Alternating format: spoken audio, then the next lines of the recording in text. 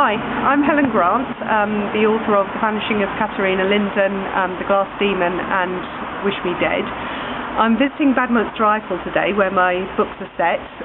It's Saturday the 12th of February. It's quite a cold day. I'd like to start off by showing you the Straße, which is the street where Pia Kolbenbach, the heroine of my first book, lives.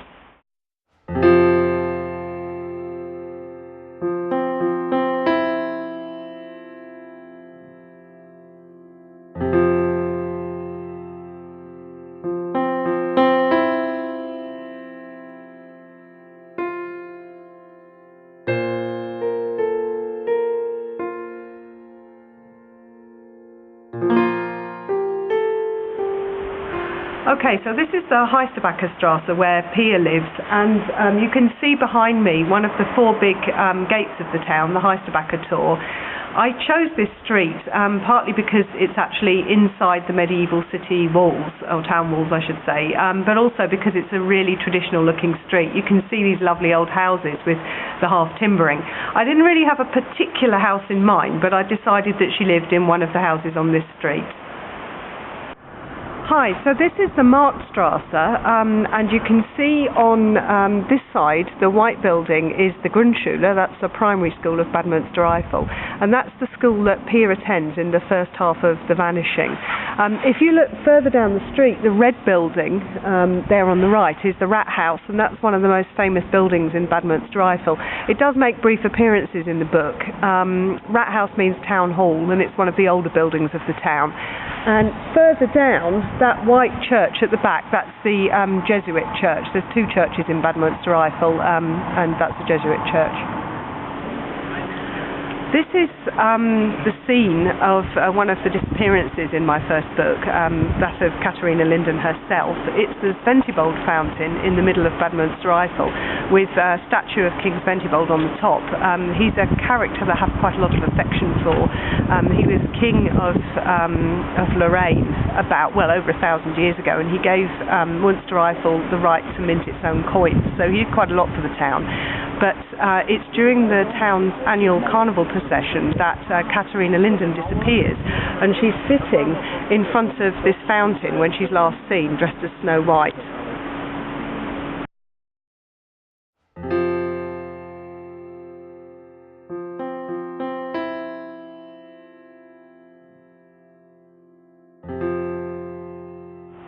Okay, this is my favourite cafe in Bad Münstereifel, and I wanted to talk about this a little bit in relation to my third book, Wish Me Dead, which is coming out in the UK in June 2011.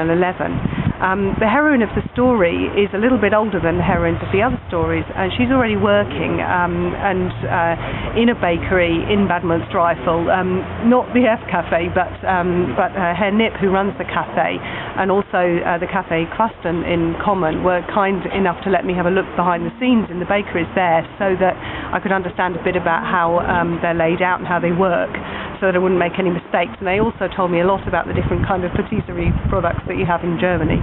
So the heroine is a daughter of a baker, but she's very frustrated because that isn't what she really wants to do in life. And she and some friends get involved in going up to a ruined house which is supposed to have belonged to a witch who's died some 400 years before, and start, just for a bit of fun, to make wishes, and some of these wishes come true. And a lot of the story is about the fact that this girl has a life that she's very discontented with, and that this is the first really exciting thing that's happened to her. So the temptation to keep on wishing, in spite of some of the bad things that come out of it, is irresistible. And as I say, the F Cafe was almost my favourite cafe when I lived in Bad Münstereifel. My view is that Herr Nip makes the best cherry streusel in the whole world. So one of the deaths in the book actually ends up with somebody dying face down in a place of cherry streusel. So that's a little bit for him.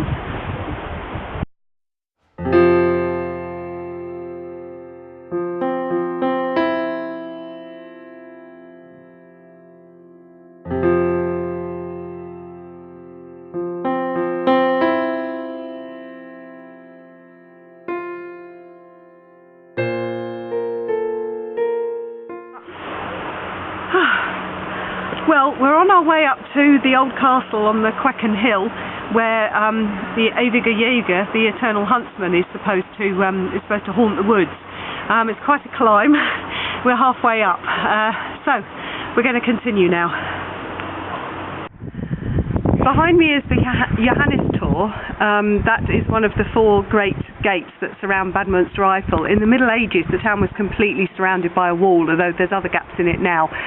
We have to go up underneath the tower and out onto a track that leads into the woods.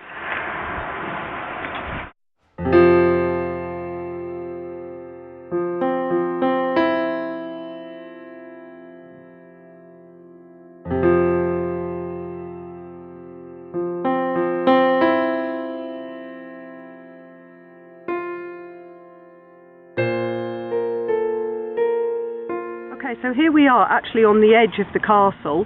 As I say, when I first came up here there was no signpost or anything to say where it was, and in spite of my friend showing me in the book and telling me where it was, I still had a lot of problems finding it. Nowadays there's a signpost up, which I think kind of spoils it really, because it was more fun discovering it myself. Anyway, now we're going to go in and take a closer look. The castle is about 1,000 years old, probably over 1,000 years old, so don't expect it to really look very much like a castle anymore. It's very, very ruined.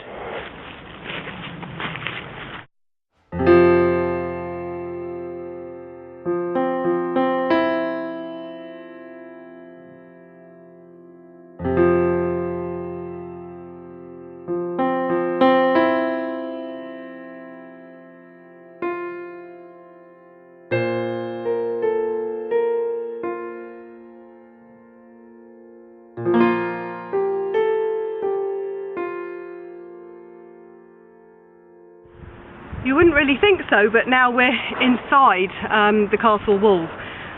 This is one of the interior walls here. This is one of the few bits where you can actually see something that looks like architecture. Very mossy. Okay, behind me you can see this kind of cage thing. This is something that's a relatively recent addition, which the town have put over the remains of the old tower. Now the old tower is actually about the most complete architectural remains of the castle, and over the course of time what you've basically got, instead of a tower standing out of the earth, is it's almost like a pit inside it because of subsidence of the walls round it. So it's some metres deep and the walls are quite sheer, so I think there was the risk that somebody would fall in and not get out again, so they built this cage over the top. We'll go and take a look at that in a moment. When I first came to Bad Münstereifel and first came up here to the old castle, they hadn't put that cage on yet, so there was still just a hole there, and that's how it is at the time of the vanishing of Katharina Linden. That's actually quite a long way back before the millennium, and at that point there still just was a hole there which you could have fallen into. And that's where Stefan sits up there.